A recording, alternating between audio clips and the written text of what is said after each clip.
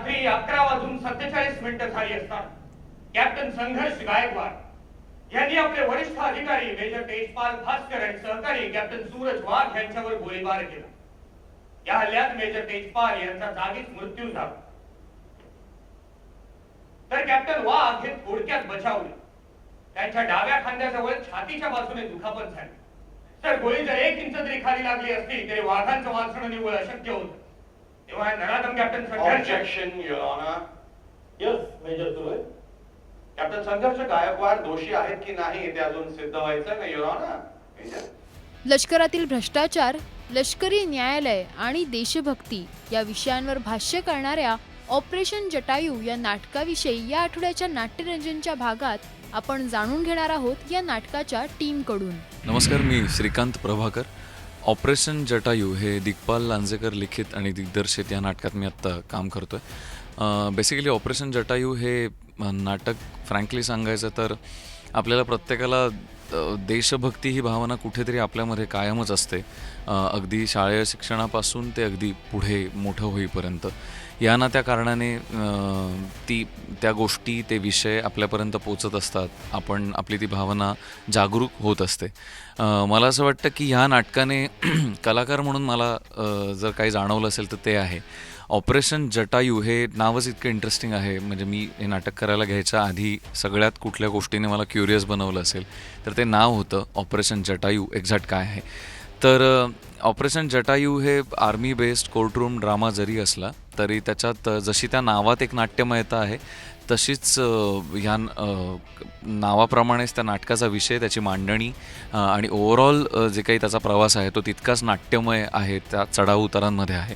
त्याच्यामुळे ऑपरेशन जटायू त्यातल्या बऱ्याच गोष्टी ज्या नाट्यमय आहेत त्या खरं तर प्रत्यक्ष अनुभवण्यातच एक वेगळी मजा आहे. आणि ऑपरेशन जटायूमध्ये मी करत असलेली भूमिका, ज्या भूमिकेचं नाव आहे कॅप्टन सूरज वाघ, ही भूमिका सांगायचं झालं तर दुसऱ्या अंकात या पात्राचं काम प्रभावीपणे पुढे येतं.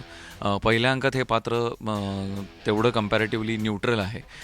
पण सांगायचं झालं तर म्हणजे मी परत एकदा, जसं मी कथेविषयी फार बोलणार नाही तसं त्या पात्राविषयी पण फार सांगू शकत नाही. पण एवढंच आहे की कधीकधी असं असतं एखाद्या विषयामध्ये किंवा एखाद्या ज्याला आपण ट्विस्ट येणं म्हणतो किंवा टर्निंग पॉईंट म्हणतो किंवा एखादं पात्र इंटरेस्टिंग होत जाणं म्हणतो, तर तशीच माझी भूमिका आहे की सुरुवातीला काहीतरी वेगळे अंदाज बांधले जातात, काहीतरी वेगळं वाटत राहतं आणि हळूहळू या पात्राचे एक वेगळे, आपण म्हणूया की एक हिडन लाईफ आहे जे इतक्या वेळ जाणवत नव्हतं, ते समोर यायला लागतं.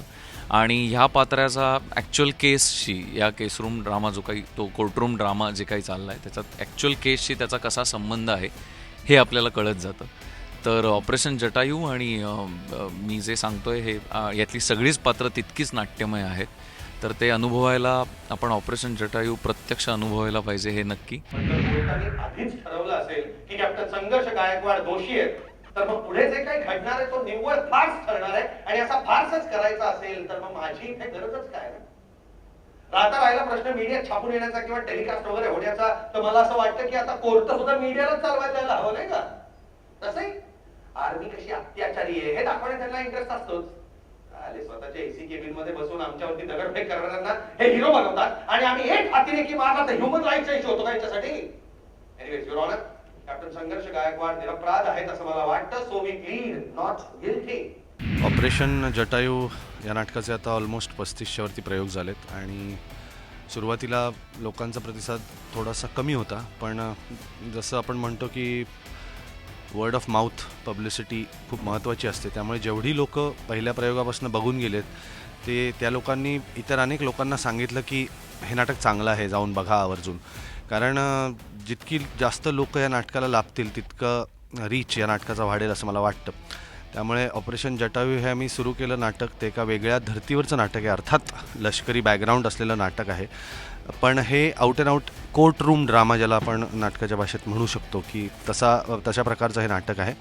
आणि साधारणपणे याची कथा सांगायची तर एका मिलिटरीच्या अधिकाऱ्यांनी त्याच्या सिनियर अधिकाऱ्यावरती गोळी झाडलेली असते.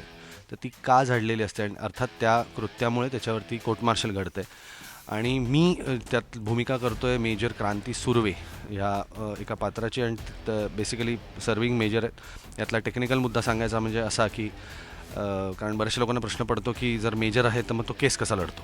तर जॅग ब्रांच नावाची एक ब्रांच असते आर्मीमध्ये, त्याला जस्टिस ॲडव्होकेट जनरल असं त्याचा लॉंग फॉर्म आहे. ते जॅग ब्रांचमधनं केसेस जेवढ्या कोर्ट मार्शलच्या असतात त्या सगळ्या अलॉट केल्या जातात अशा ऑफिसर्सना ज्यांचं कायद्याचं ज्ञान असतं. तर हा क्रांती सुर्वे, मेजर क्रांती सुर्वे हे जे पात्र आहे हा त्या जॅग ब्रांचमधनं त्याला ही केस सोपवण्यात आलेली आहे. आणि त्यामुळे तो जो अक्यूज्ड आहे, ज्याच्या विरुद्ध केस सुरू आहे, अशा कॅप्टन संघर्ष गायकवाड याच्या बाजूनी ही केस लढतो. तर साधारणपणे काय म्हणूयात त्याला की कायद्याचं ज्ञान असल्यामुळे एक स्मार्टनेस कोर्टातला जो त्याचा आहे, त्याचा नावलौकिक आहे, एक लॉयर म्हणूनसुद्धा आणि एक आर्मी मॅन म्हणूनसुद्धा. त्यामुळे नाटकाच्या केंद्रस्थानी हे पात्र दिसतं तुम्हाला. आणि ओव्हरऑल फर्स्ट हाफ आणि सेकंड हाफ, फर्स्ट हाफ रंगत जातो आणि एका वेगळ्याच ट्विस्टवरती पहिला अंक थांबतो आणि त्यानंतर दुसरा हाफ आहे तो अजून वरती चढत जातो आणि लोकांना अल्टिमेटली सत्य काय हे कळतं नाटकाच्या शेवटी. पण जेवढी लोक हे नाटक बघून गेलेत तेवढ्या सगळ्यांनी आम्हाला ह्याच प्रतिक्रिया दिल्यात की खूप उत्तम नाटक आहे आणि 2-2.5 तास आम्हाला मोबाईल बघायलासुद्धा मोबाईल बघावासासुद्धा वाटला नाही. तर त्यामुळे मला असं वाटतं की जास्तीत जास्त लोकांपर्यंत हे नाटक पोचतं याचा मला आनंद आहे. तुमच्यावर मनुष्यवधाचा खटला दाखल झाला आणि त्यासाठीच हे कोर्ट मार्शल सुरू आहे याची पूर्ण जाणीव आहे तुम्हाला? हो सर. गुड. 6 डिसेंबरच्या रात्री तुम्ही मेजर तेजपाल भास्कर याचा खून आणि कॅप्टन वाघ यांच्यावर प्राणघातक हल्ला केला. हे दोन्ही गुन्हे तुम्हाला मान्य आहेत? उत्तर द्या कॅप्टन, गुन्हे मान्य आहेत की नाही? Captain, this is court martial and how to answer this question? Please tell. Guilty or not guilty? No sir, मला हे आरोप मान्य नाही. नमस्कार, मी लक्ष्मीकांत संजगिरी. ऑपरेशन जटायू या व्यावसायिक नाटकामध्ये मी कॅप्टन संघर्ष गायकवाड ही एक महत्त्वपूर्ण भूमिका करतो आहे. ऑपरेशन जटायू नाटकाबद्दल बोलायचं झालं तर याचं लेखन नितीन वाघ आणि दिग्पाल लांजेकर यांनी केलेलं आहे आणि याचं दिग्दर्शन दिग्पाल लांजेकर यांनी केलेलं आहे. माझं पहिलंच व्यावसायिक नाटक हे आहे. ऑपरेशन जटायू हे जे नाटक आहे हे मिलिटरी कोर्टरूम ड्रामा आहे. याच्यामध्ये मी विषय ओपन नाही करू शकत, पण डेफिनेटली देशभक्ती या विषयावर हे नाटक अवलंबून आहे. ह्या नाटकामध्ये सगळीच पात्र ही काल्पनिक आहेत, कथा काल्पनिक आहे. नाट्यमयता ह्याच्यात प्रसंगानुसार घडत जाते, वाढत जाते. त्याच्यातली जी सस्पेन्स आहेत हे तुम्हाला हळूहळू उलगडत जातात आणि अखेरीस तुम्हाला विषय हा कळतो, देशभक्ती. तर रावण जेव्हा सीतेला घेऊन लंकेकडे निघालेला असतो तेव्हा त्याला वाटेत जटायू नावाचा पक्षी अडवण्याचा प्रयत्न करतो. रावण जटायूचे पंख चाटून पुढे निघतो. रामाला घडलेली कथा सांगून जटायू मरतो, पण लंका नेमकी कुठे आहे आणि रावण नेमका कुठे लपून बसलाय हे सांगण्याच्या आधीच बिचारा मरतो. त्यामुळे एक वेगळा ट्विस्ट निर्माण होतो. Yes your honour. माझ्या माहितीप्रमाणे भारतातील प्रत्येकाला ती गोष्ट माहिती आहे, फक्त कोणत्या धर्माचा असेल ना. Exactly your honour, exactly. पण दुर्दैव कसं आहे ना, आपल्याकडे सगळं साजरं करायची इतकी सवय झाली ना लोकांना की आपण एखाद्या सैनिकाचं मरण देखील इतक्या जोशात साजरं करतो की त्याचं बलिदान किंवा त्यामागची कहाणी हे देखील विसरतो. ऑपरेशन जटायू हे नाटक तुम्हाला कसं वाटलं हे कमेंट्समध्ये नक्की सांगा. मराठी नाट्यसृष्टीचे अपडेट मिळवण्यासाठी पहा आणि सबस्क्राईब करा राजश्री मराठी. शाळेत जय जवान जय किसान ही घोषणा आहे. लहानपणापासून आर्मीत जायचं स्वप्न बघतो.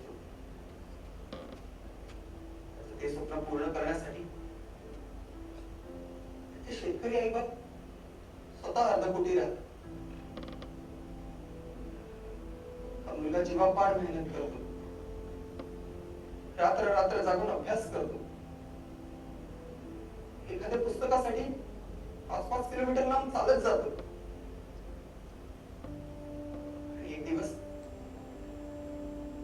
दिवस त्याचं ते स्वप्न पूर्ण होतं. त्या अभिमानाने आर्मी जॉईन करतो. पण तिथे त्याच्या सिनियर ऑफिसर्स कडून देशभक्ती देशप्रेम यावर प्रश्नचिन्ह लावलं जातं. त्याच्या जगण्याची उर्मीच पार जाळून टाकली जाते.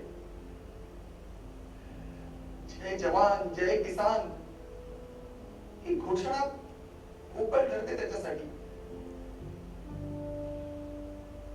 मला सांगा ना सर, जगण्याचा उद्देशच हरवलेले तर तरुणानं का म्हणून जगायचं? मला जगायचं नाही, मला फाशीच द्या. मी विनंती करतो तुम्हाला, तर मला मला फाशी द्या, तर मला फाशी द्या.